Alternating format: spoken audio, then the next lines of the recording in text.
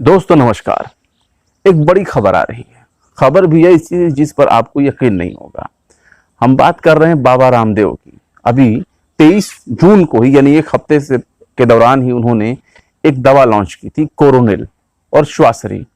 दावा था कि ये दवा कोरोना के उपचार के लिए उन्होंने बनाई है और ये उन्होंने खोज निकाली। इसका बकायदा दावा भी किया, काफी लंबा चौड़ा पूरा एक प्रेस कॉन्फ्रेंस किया, हुजूम पूरा अपना बनाया, पूरा पतंजलि के जितने भी स्टाफ थे उनको लाया, जो जो उनके पार्टनर्स थे, वीसी थे, ये थे वो थे, तमाम तरह का ताम झम झाम लगा करके उन्होंने अपने कोरोना नाशक जो दवा थी, कोरोना की दवाई का, उन्होंने बकायदा उसका प्रचार किया। उस दिन अनाउंसमेंट किया पूरा ऑफिशियल तौर पे कि इस दवा के उपचार से कोरोना ठीक हो जाएगा। ट्रायल का भी हवाला दिया। बाद में आयुष मंत्रालय ने रोक लगा दिया, ये पल्ला झाड़ते हुए कि भाई हम इस दवा के बारे में कुछ भी जानकारी नहीं है, ना ही ये पता है कि इसका क्लिनिकल ट्रायल हुआ कि नहीं, हमने मंजूरी दी कि नहीं। इस बारे में उन्होंने एकदम अनभिज्ञता जाहिर की। यही लास्ट तक ये हुआ कि उस कोरोना की दवा के प्रचार पर भी बैन लगा दिया गया जब तक कि जांच चलेगी। आज ये खबर आई है कि कोरोना वायरस की जो दवा का दावा इन्होंने किया था बाबा रामदेव ने, उसको मंजूरी दे दी गई है। लेकिन मंजूरी इस शर्त पर दी गई है मंजूरी की, जो है आप उसे कोरोना के नाम पर नहीं बेचेंगे, यानी कि उसे आप कोरोना वायरस की दवाई के इलाज के नाम पर नहीं बेचेंगे और ना ही कोरोना शब्द का उसमें कुछ जिक्र करेंगे। आखिर क्यों, ऐसा क्यों हुआ? बात दरअसल ये है कि जब ये प्रकरण बहुत तेजी से आगे बढ़ा, यानी बाबा रामदेव का खुद दावा किया कि हमने शुद्ध तकनीक से ये बना लिया है, वो बना लिया है, इससे 100% जो है एकदम नतीजे निकले हैं और इससे कोरोना के मरीज जो है ठीक हो गए हैं। बाद में जब इन दावों की झड़ी लग गई और उसके बाद कई जगहों पे एफआईआर हो गए, केस मुकदमे दर्ज हो गए, तब बयानों में कई तरह के बदलाव देखे गए, यानी वही बाबा रामदेव जी के। अभी एक दिन पहले खबर ये आई कि बालकृष्ण ने भी अपने पहले का बयान से जो है कन्नी काट ली है। जो बालकृष्ण जो पतंजलि के एमडी हैं, अक्सर बाबा रामदेव जी के साथ वो घूमते रहते हैं। अब उनका ये कहना है कि भाई हमने तो कोरोना का नाम ही नहीं लिया था, हमने तो ऐसा कहा ही नहीं था कि कोरोना की दवाई। तो फिर आखिर क्या वो भूत थे जो 23 तारीख को बकायदा प्रेस कॉन्फ्रेंस करते हुए नजर आए थे? उसमें वही रामदेव थे, वही बालकृष्ण थे और वही जो है निम्स जो यूनिवर्सिटी था जयपुर का, उसके वीसी भी थे। अब सबके बयान बदलते जा रहे हैं। वीसी ने दावा किया था कि उनकी निगरानी में बकायदा जांच किए गए हैं, क्लिनिकल ट्रायल लिए गए हैं, लोगों पर परीक्षण किए गए हैं, वो ठीक हो गए। बाद में जयपुर के सीएमओ ने कहा कि भाई वो एरिया मेरे अंतर्गत आता है, मुझे नहीं पता कि वहां कोई जांच हुई कि नहीं, क्योंकि वहां तो कोविड के कोई मरीज ही नहीं भर्ती कराए गए। सब सर्दी जुकाम बुखार के लोग थे, लेकिन कोरोना के लक्षण वाले लोग नहीं थे, ना ही किसी के गले में खराश था। मतलब इस हद तक बाबा जी ने जो है पूरा झंड कमंडल पूरा फैलाने की कोशिश की ताकि उनकी दवाई बिक जाए। वहीं राजस्थान सरकार ने भी इस बात के लिए कहा कि भाई इन्होंने जो है गलत तरीके से गलत अवसर पर जो है कोरोना के नाम पर दवाई बेचने की कोशिश की, यानी अपनी पूरी मार्केटिंग जो है कोरोना के नाम पर ब्रांडिंग करने की इन्होंने कोशिश की, जो बेहद गलत है। वहां के जयपुर के राजस्थान के जो है स्वास्थ्य मंत्री का यह बयान है, उन पर कार्रवाई करने की बात कही है। वहां जयपुर में पहले से ही एक केस दर्ज कराया गया। लेकिन फिर हुआ क्या? दरअसल बाबा रामदेव की जब डॉक्यूमेंटों के जांच की बात आई तो खुद उत्तराखंड का जो आयुर्वेद विभाग है उसने ये कहा कि भाई हमने तो इनको कोरोना के नाम पर कोई लाइसेंस नहीं दिया था। उन्होंने बहुत हैरानी जताई वहां के ऑफिसर्स ने कि हमने तो केवल जुकाम बुखार और इम्यूनिटी बढ़ाने का इनको लाइसेंस दिया था और इन्होंने हमें जो एप्लीकेशन दिया था उसमें इन्हीं तीनों का जिक्र था, उसमें कोरोना का उपचार और कोरोना नाम से तो कोई भी चीजें नहीं थी। तो आखिर हो ऐसा क्यों रहा है? दरअसल ये दुनिया पूरी एक मार्केट बन चुकी है।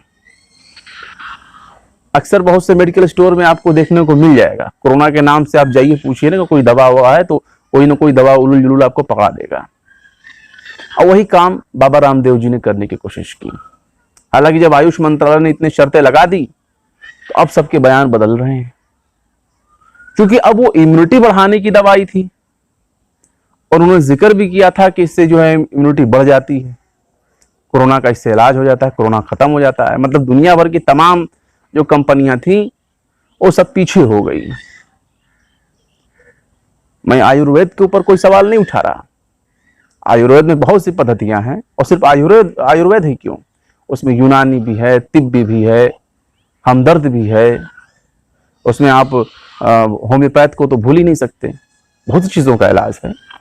लेकिन कुछ दवाएं ऐसी हैं, इन तीनों जो तीनों चारों पद्धतियां हैं आयुर्वेद की, चाहे यूनानी हो, चाहे तिब्ब हो, चाहे और भी जो आयुर्वेद की पद्धतियां हैं, इन सब में किसी ने कोरोना के इलाज का दावा नहीं किया। हाँ, ये जरूर कहा है कि इससे इम्यूनिटी बढ़ती है, लेकिन बाबा रामदेव की तरफ से इसे अवसर के तौर पर भुनाने का प्रयास किया गया। चूंकि न्यूज चैनल्स हैं, आपको पता होना चाहिए कि बहुत ज्यादा न्यूज चैनल की तरफ से पहले ही दिन इस दवा का प्रचार के नाम पर खूब गंद फैलाई गई, ये कर लिया गया, वो कर लिया गया। भाई आयुर्वेद में है बहुत से इलाज है, लेकिन जब पूरी दुनिया एक बड़ी महामारी से जूझ रही है, रोजाना लाशों पे लाशें बिछती चली जा रही हैं, कब्र में जगह नहीं बच रहे हैं, जमीनों में कब्र बनाने के लिए जगह नहीं बच रहे हैं, तो ऐसे में बाबा रामदेव ने उस कोरोना वायरस की दवा का खोज निकालने की कोशिश की, जिसके पीछे पूरी दुनिया परेशान है, वैक्सीन खोजने के चक्कर में कि अब ठीक हो जाए। और लास्ट में जब ये कबूल कर रहे हैं कि हाँ हम उसे इम्यूनिटी बूस्टर के तौर पर यूज करेंगे, तो सवाल यह है कि आखिर आपने देश को गुमराह क्यों किया? देश की इतनी बड़ी जनसंख्या है, अगर आयुष मंत्रालय ने इसे हाथों हाथ ना लपक लिया होता, इस पर प्रतिबंध ना लगाया होता, तो क्या होता? दुनिया में, पूरी दुनिया में देश की किरकिरी होती, भारत की किरकिरी होती। जिस कोरोना वायरस के नाम पर उन्होंने दवा खोजने का दावा किया, अगर उसके दुनिया भर के वैज्ञानिक अगर उसका परीक्षण लगते करने, उसकी टेस्टिंग लगते करने, तब कितनी बदनामी होती। हो सकता था बहुत से प्रतिबंधों का सामना करना पड़ता भारत को। तो ऐसे में एक वैश्विक महामारी के तौर पर इन्होंने राष्ट्रवादी अवसर भुनाने की कोशिश की राष्ट्र के नाम पर, और ये कोरोना के इलाज के नाम पर। ये कैसी चीजें हैं भाई? अब इम्यूनिटी बूस्टर के नाम पर उस दवा को बेची जाएगी, इसी को लेकर के आयुष मंत्रालय ने हरी झंडी दिखा दी है। लेकिन जनता क्या करे?